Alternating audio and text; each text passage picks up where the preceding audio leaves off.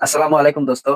जो बाबरी मस्जिद को गिराया गया था, वो फिर से बनने जा रहा है बेलडांगा में, जो कि मुर्शिदाबाद जिला में अवस्थित है।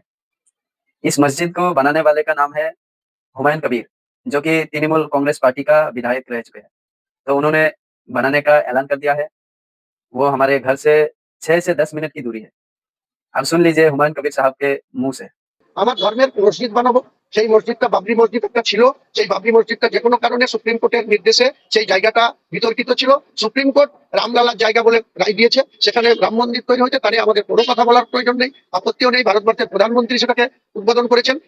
আমি সেই সময় মুখ্যমন্ত্রী যিনি থাকবেন তিনাকেও ইনভাইট করবো, ভারতবর্ষের প্রধানমন্ত্রী যিনি থাকবেন আমার ট্রাস্টি থেকে তিনাকেও ইনভাইট করবো।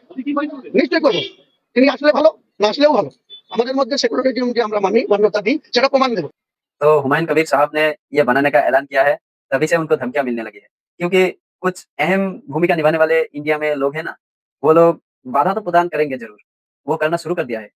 जैसे कि एक साधु बाबा ने कहा था कि उनके सर लेकर आओ, मैं 1 करोड़ रुपया दूँगा। जो भी उनका सर लेके आएगा, उसको 1 करोड़ रुपया इनाम दूँगा।